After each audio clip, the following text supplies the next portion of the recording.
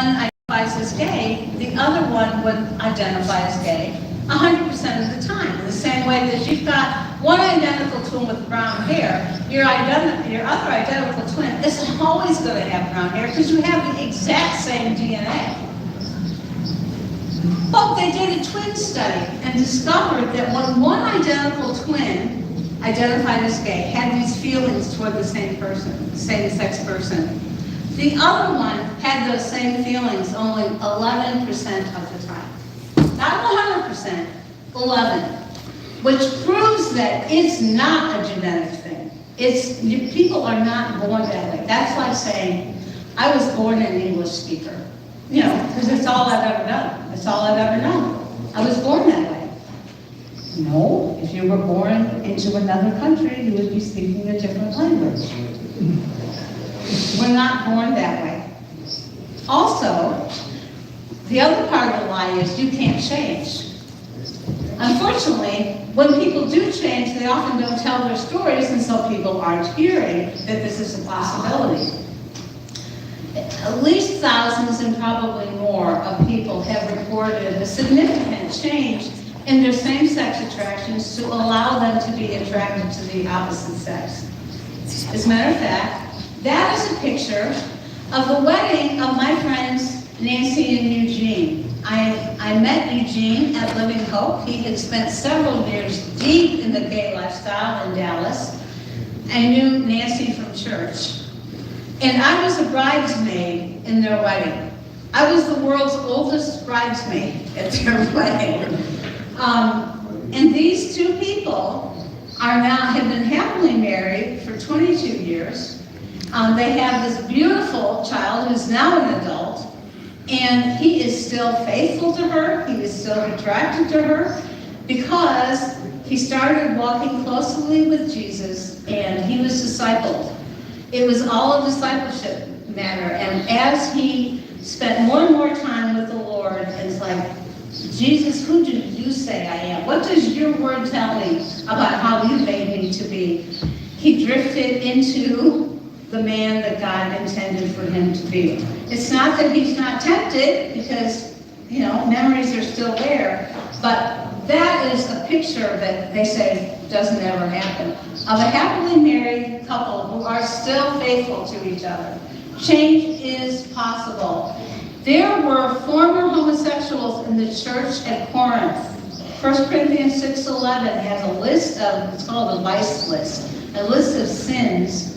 One of them, well, two of them are different aspects of homosexuality, and it says, and such were, past tense, some of you, but you were washed, you were sanctified, you were justified in the name of the Lord Jesus Christ.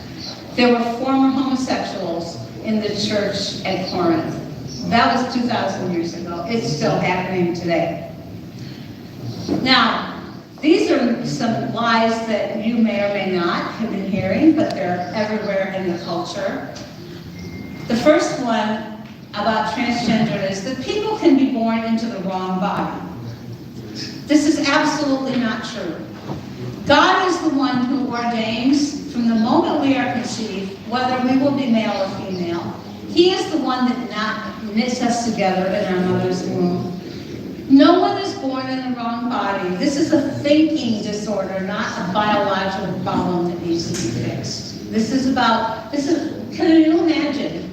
I know of someone that when he was 4 years old, he went to his mommy and he said, Mommy, I want to be a horse.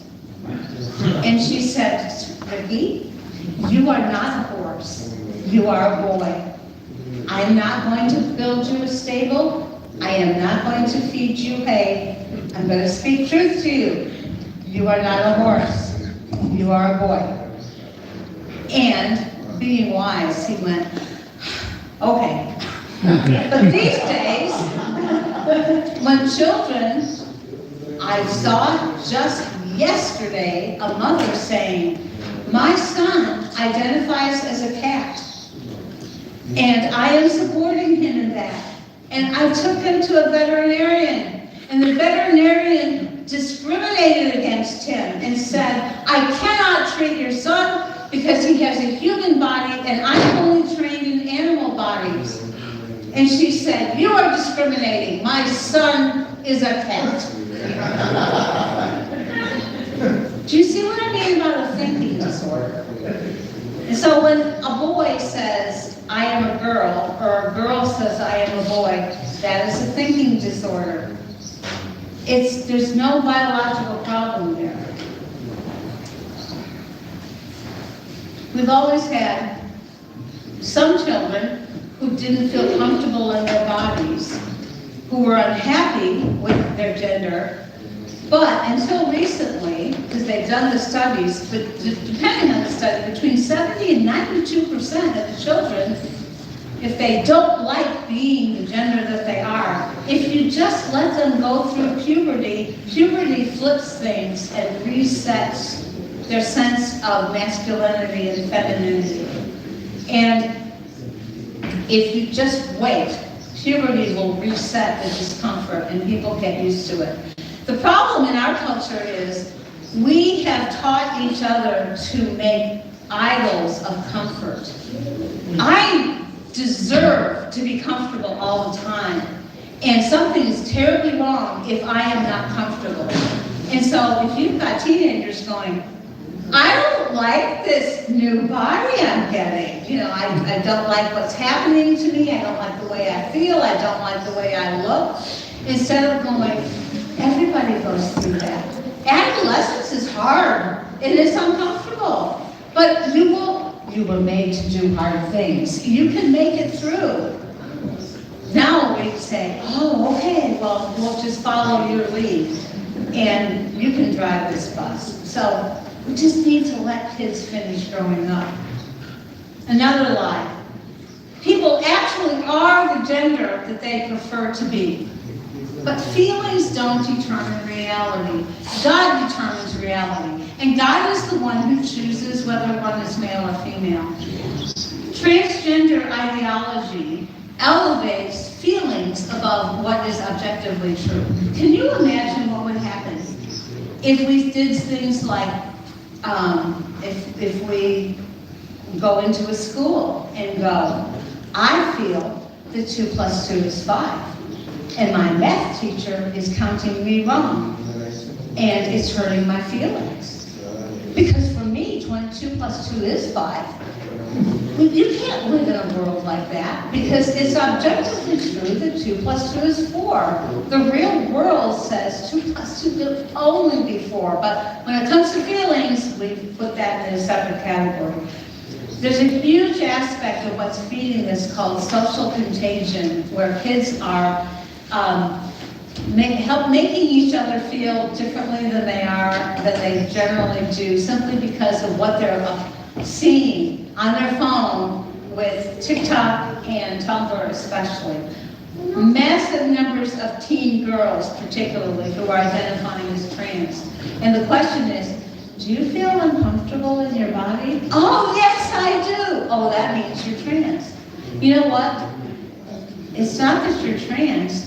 You are a girl living in a fallen world, and not everything is going to go swimmingly when you move from girlhood to womanhood. That is what is objectively true.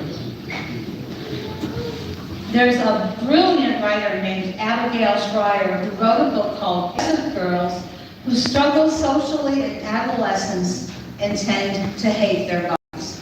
Everybody's going through this. Another lie. Trans women are women. Now, if you have trouble remembering what trans woman and trans men is, if you just know that, just substitute in your mind trans for the word fake. Okay, so trans women are fake women, men who are declaring that they are women. That is a picture of Leah Thomas.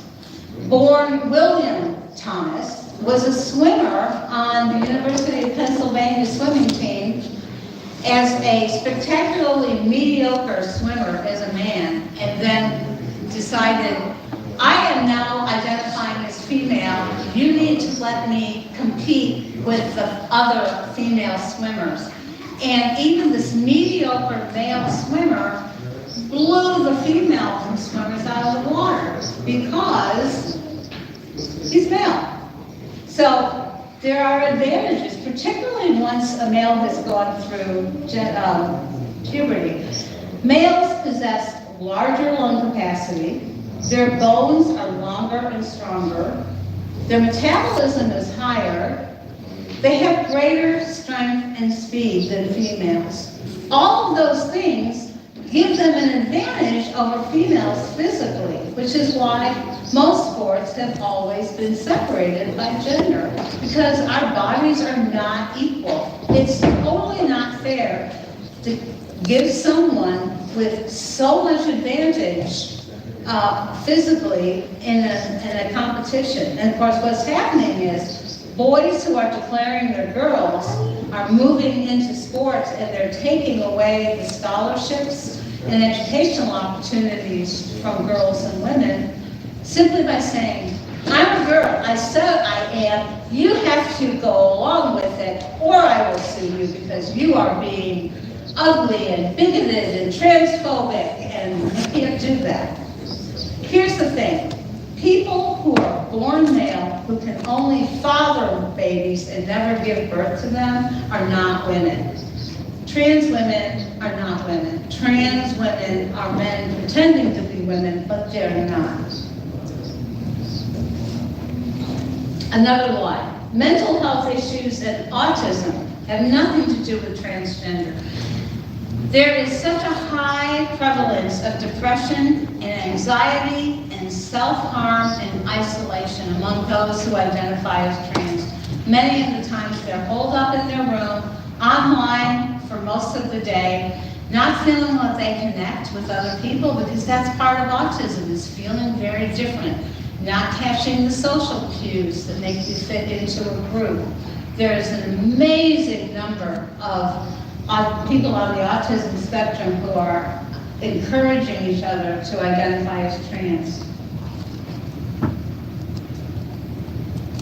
Dr. Miriam Grossman is a psychiatrist and therapist, brilliant woman. She said, for those therapists who are gender ideologues, the parents are the problem, not the child's social anxiety or autism or irrational thinking or social media addiction. No, the issue is mom and dad's refusal to embrace their teen's 2-week-old identity and allow a kid to run the show. Kids will come home and go, Mom and Dad, I'm trans. Let's get on the bandwagon. Take me to a gender therapist. I want to get on hormones. I'm changing my name, and my name may be Debbie, but now you will call me Gavin. And they've got demands because they're being fed. This is what you say to your parents. The fifth lie. Social transitioning and medical transitioning, which would be puberty blockers and cross-sex hormones, are reversible. Let's just buy a kid some time. You can reverse all of that. It's absolutely not true. They've never tested it. So kids who are changing how they're doing life and how they're pretending to be the other sex, they call me by my other name, it can't be undone. It creates personal history. If somebody passes themselves off as a girl when they're really a boy,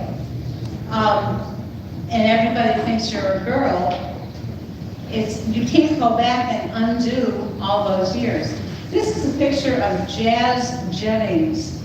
When Jazz was between 2 and 4, this little boy said, I'm really a girl. And Mom saw an opportunity to be a social justice warrior and was really pushing Jazz to identify as transgender.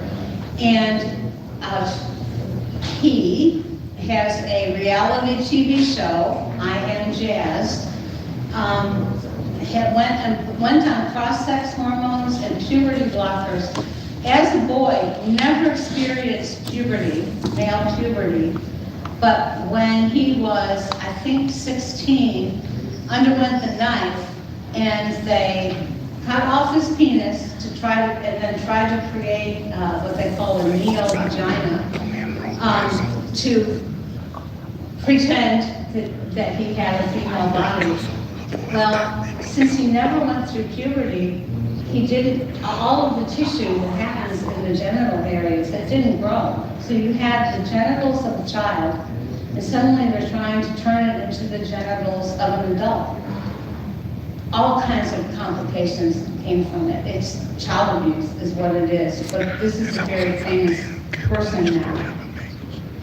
Cross-sex hormones and puberty blockers result in several things that they don't talk about on TikTok, where kids are learning from each other. In females, it's affecting their voice permanently, like their voice box. They get a deepened voice. Girls are now experiencing male pattern baldness, and so that's not coming back. They have their bones and muscles are not growing as they should. It usually causes infertility, and especially with a young teenager when they're saying, you know, if you do this, as a boy, you're never going to be able to father a child. As a girl, you're never going to be able to get pregnant. And if they do a double mastectomy and cut off a breast, you'll never be able to breastfeed a baby. And what young teenager is able to look far enough into the future to realize that what a huge loss that would be? They're worried about what they're going to have for lunch that day. You know, it's just so unfair because they can't see down the road. Vaginal and uterine atrophy, so there's going to be no normal sexuality. Preventing the body from maturing sexually, as I just mentioned, you end up with a child's genitals. And when you're pumping strong numbers of hormones into a body that you weren't ever supposed to have, as a female, you weren't supposed to have male hormones and vice versa, you end up with a greater risk of heart attack, endometrial cancer if you're a woman, testicular cancer if you're a boy, a man, and obesity. All kinds of physical aspects, just to sell a delusion that you can be something you really can't be. There are no longitudinal studies on the use of puberty blockers and cross-sex hormones in children. The thing is, amputating healthy body parts doesn't create the opposite sex, it mutilates one's body. Surgeries cannot be reversed. And then another lie, as we're getting ready to land the plane, is that not allowing someone to transition will make them commit suicide. And you ask, where are the studies on this? And there's only a couple, and they were very poorly constructed and poorly analyzed. If you look at what's really happening, you don't see the suicides actually happening, although they do to some degree, which is absolutely tragic. But what it is a card that children are told to play. If you don't let me transition, I will commit suicide. Well, parents are being manipulated by that. What parent wants their child to commit suicide? However, this is interesting. A few years ago, a study was done in Sweden. They've been on the forefront of sex changes for a very long time. What they discovered is that when someone had transitioned to approximate the opposite sex, you can't ever change your gender. All you can do is change your body. Those who did transition were 19 times more likely to attempt or commit suicide than the general population. So, yeah, there is a suicide study, and it shows the exact opposite of what they're saying. And the reason for this is that people who try to become something that they cannot, and were never intended to, cannot be happy with an illusion and a delusion, and it's going to make them, put them in a very hard place. We're called to speak the truth in love, not cooperate with a delusion or a fantasy. And the whole transgender thing is like the emperor's new clothes, where scammers came along and told this vain emperor that they could make him a set of magical clothes, and only those who were worthy of their position could see it. And there was nothing there. And he was so proud that he set up a parade, and he marches down the street wearing nothing at all. And everybody's pretending that he's wearing this fine suit of clothes because it's all a delusion. And then finally one little kid says, the emperor doesn't have any clothes on. And the people around him are shushing him up. You can't say that. Nobody's allowed to speak the truth. And this whole story is like the emperor's new clothes. So, I am landing the plane, showing grace to strugglers. Please know no one chooses to have same-sex desires. Most people are horrified as they get older and they discover this. Those who are thinking that they're transgender are deceived. This is a spiritual warfare issue. Having crushes and strong feelings is part of adolescence. It doesn't mean someone is gay. Please be compassionate. You don't know who currently struggles or loves someone who struggles. Be respectful. No name calling. Jesus said, love one another. You know, that's the number one commandment is love God, the number two commandment is love people. Name calling and being disrespectful is so unloving. It's absolutely wrong all the time. Please remember the role of spiritual warfare. The enemy comes to steal, kill, and destroy, and his native tongue is lying. This whole thing about homosexuality and transgender is big, massive spiritual warfare attack on people. People who experience same-sex attraction or take a transgender identity are wounded and deceived, and Jesus loves them. And it's so important to keep that in mind. So there we go. Thank you so much.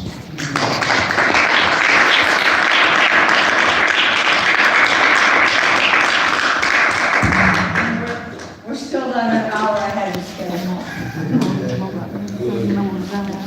But this particular issue